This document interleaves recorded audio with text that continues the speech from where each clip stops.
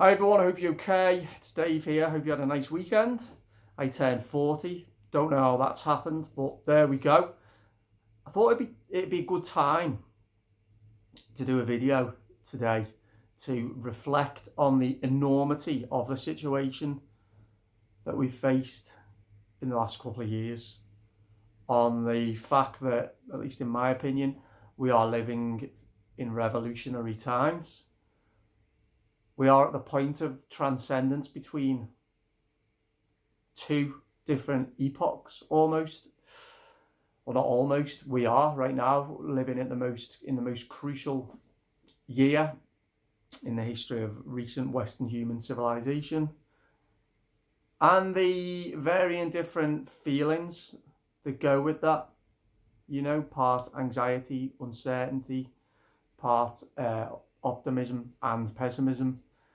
The opportunities that we can see, but also the dangers that are constantly just this vortex of different emotions and energies every day that we've been working with, trying to understand for the last 2 years.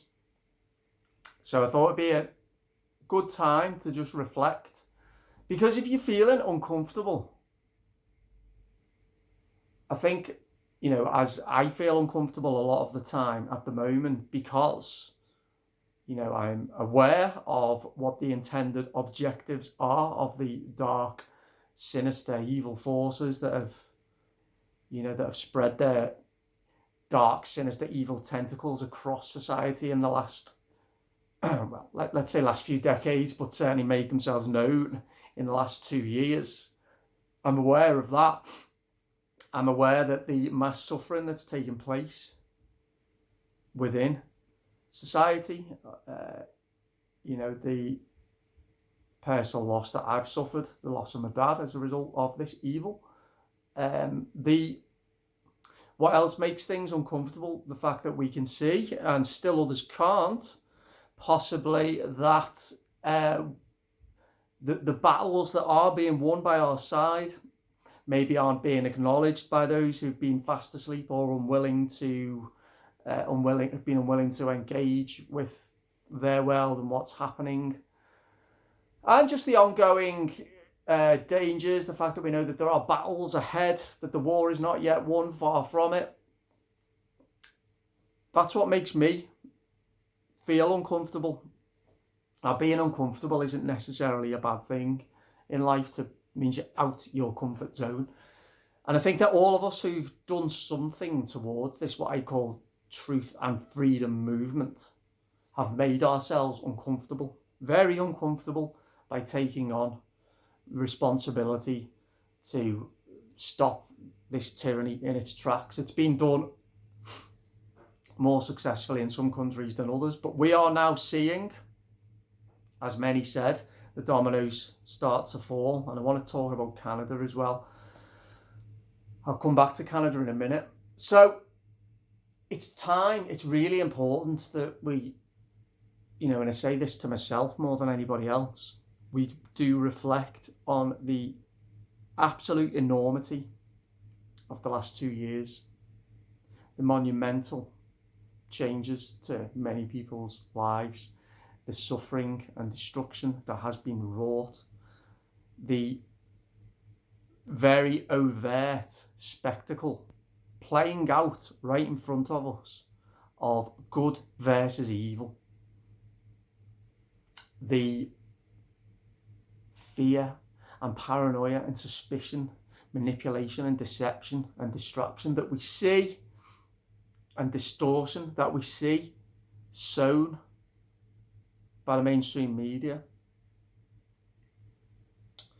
and the bulwark to that, all the positive energy, the hope, the new communities being built, the new connections being formed, the tapping into some magical higher energy that is so powerful, as I say, to act not only as a bulwark to this negative, terribly draining energy that a lot of people are encased, embroiled in. So there's these two competing ways of life, two competing approaches. One is based on fear and compliance, and the other one is based on open-mindedness and open hearts and open souls, and a brave stepping into this new world, this new society, this new way of life. Now, in many respects, you know, and to those that are still fast asleep, and there are still a lot of them, things may now appear to be, oh, they're just like they were in 2019. And on the surface, things are, in many ways, yes. But fundamentally, everything's changed.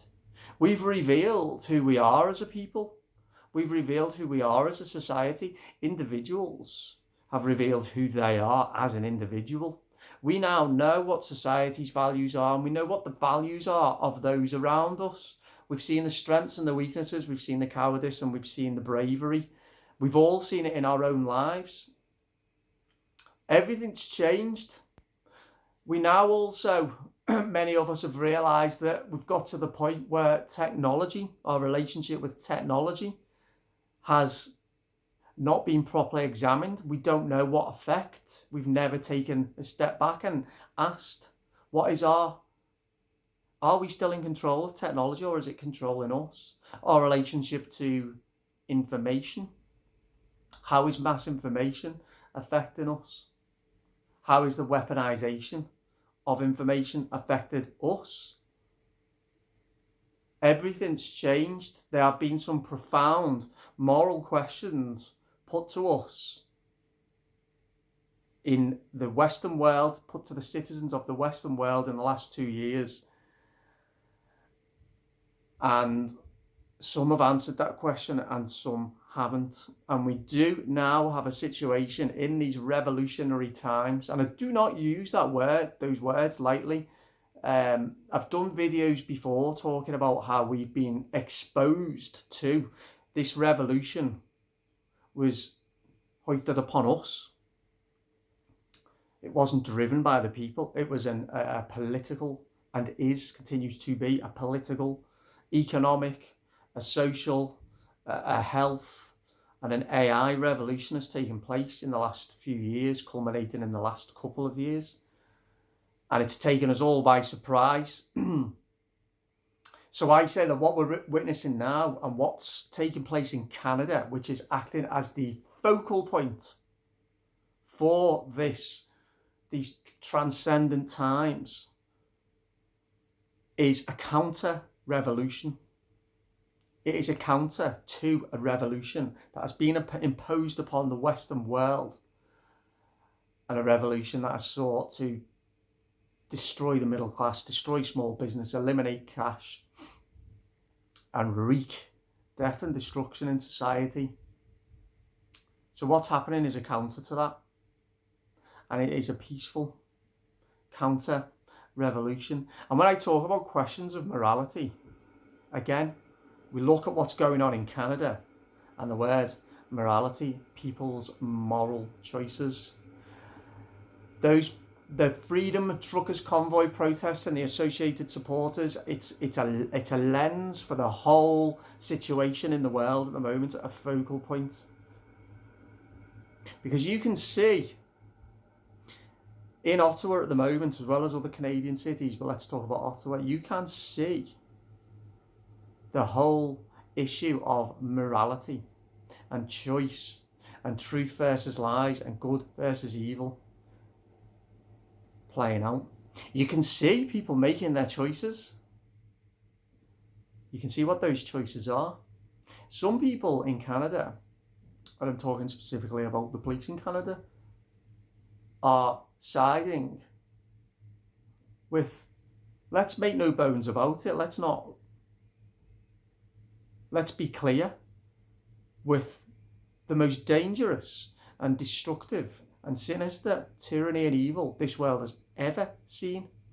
One that aims to impose a permanent totalitarian biosurveillance state on once free democratic Western societies. Some of the police in Canada are resorting to violence to protect that ideal. Now just take a minute to think about that.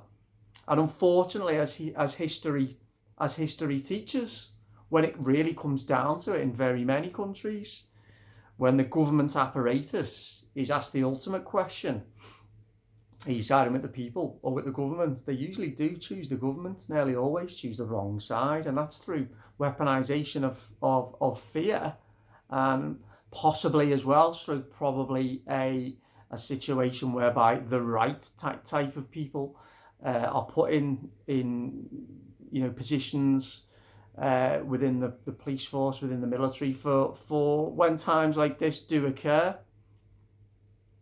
because they're happy to be, well, not happy, but they are willing to be complicit. They're willing to forego morality and to not question orders. And what have we got in comparison to that? We've got an example of the most incredible bravery, courage, a movement of such dignity and compassion and strength, and here's the biggest word, unity, in Canada, through people I think who are similar to you guys who watch my YouTube videos and are hopefully similar to myself. People who understand what it means to pick a hill to die on. They know what that means. People who drew their line in the sand very, very, very early on in this dystopian nightmare. People who are willing to pay the ultimate price if necessary in order to defend the next generation's ability to be free, to have bodily autonomy, to have freedom of speech and the right to protest. These people are the true heroes, and they are heroes. Because what's happening in Canada, it's not a situation that's manifested in the UK and in some other countries. It's certainly not manifested to the point where they're at in Canada now in the UK, where it is literally a standoff between the people and the state. And who knows what's going to happen next. That is bravery. That is courage. That is Canada's defining moment taking place right now. It is a revolution, or should I say a counter-revolution, as I argued before. And I think that whilst the focal point is in Canada at the moment, the first country that the dominoes fell just with regard to the COVID restrictions. There are many, many, many more angles and battles to be navigated in the weeks and months ahead. England was the first country to fall, and now we're seeing it in different countries across the world rolling back restrictions. You know, anybody I would suggest with half a brain cell would look at history, would, with a basic understanding of how power structures work, would understand that those restrictions have been removed not at the whim of the government, but because they were forced into it by the people.